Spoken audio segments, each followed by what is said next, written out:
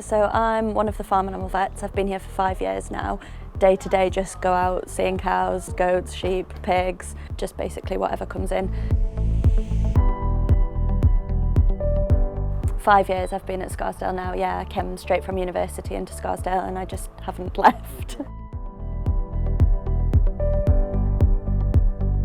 I went to Nottingham University and in final year I came here for 2 weeks and I was at Pride for a month doing rotations, learning about what clinics are like, which was really good. It gave me a good insight into the team here before I even applied for the job. You get a pretty good idea as a student of when people in a place like each other and when they don't, and it was quite obvious that everyone here got on really well, which was really nice. And when I was about to graduate, Scarsdale Farm ran an internship programme, so I was their first intern, so I did 80% of my work here and 20% at Nottingham. Basically it was just for me a bit of an easy inlet into a farm job, which is quite a big responsibility because you're out on your own all the time. It's not like small animals where you can take your dog out the back and ask your nurses. You're on a farm with a farmer, and that was quite daunting to me, so I quite enjoyed the bit of extra support with that. So that was an 18-month programme and I finished it and was off to jobs.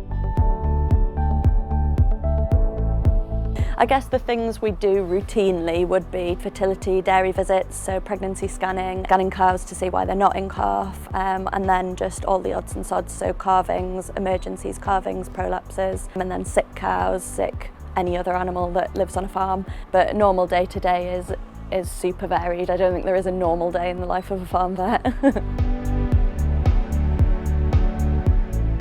Camelids are a funny thing for a farm practice. They're not really like other farm animals sort of internally, and certainly the owners aren't like normal farmers, and they're more sort of in the pet industry.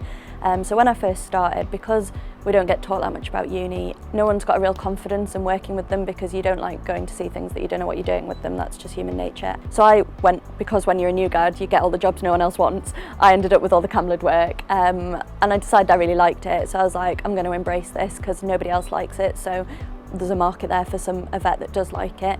So I started doing an advanced practitioner certificate, which I've finished my last module last month, so I've just got one more exam to sit, then I'll be able to call myself an advanced practitioner in camelid medicine and surgery. We get a pretty healthy CPD budget. I went to Ohio a few months ago for the International Camelid Conference, which was awesome. You can do we get emails almost on a daily basis. Fertility, lameness, mastitis, all the sort of cow things. We've got a lot of sheep stuff going on. Obviously I do all the camelid stuff, but yeah, you pretty much, if you say, can I do this? Work says, yeah, that's fine, off you go. Really, really proactive in supporting us to sort of take our own track, really, so we can decide if we want, like I said, I want to specialise in camelids, and work said, here's some money, off you go. It's really supportive in that way, which is great.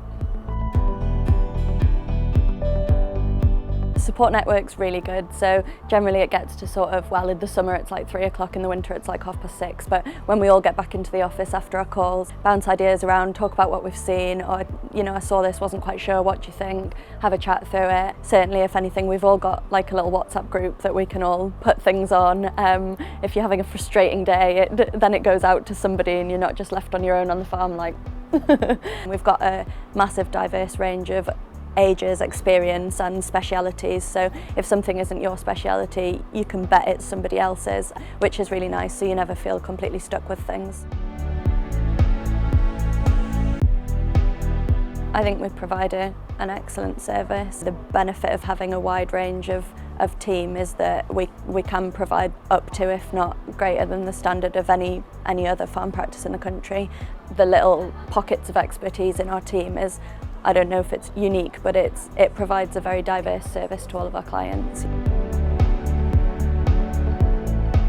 We had a little cria, which is a baby alpaca, born, and he didn't get enough of his colostrum, so we did a blood drive 6 or so months ago now to get plasma, which is to be given to baby crias that don't get enough colostrum. So we had one that hadn't. It's really dangerous for the cria, so luckily the owner was on it, saw it within 24 hours of it being born, blood transfusion, and now he's like up and about in the field, which is so rewarding for her and for us as well. But cria are quite difficult to fix. They're sort of very much on a knife edge. By the time they're sick, they're very, very sick, so it's always a win when you save one, which is really nice.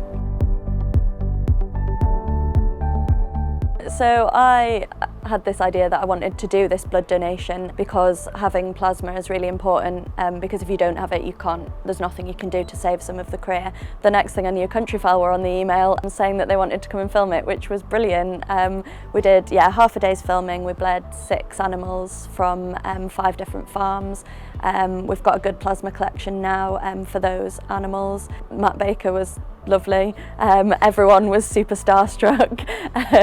I was terrified, but just carried on doing my job. Once we got into it, it was really stress-free. It was really, really good. Yeah, it was fun.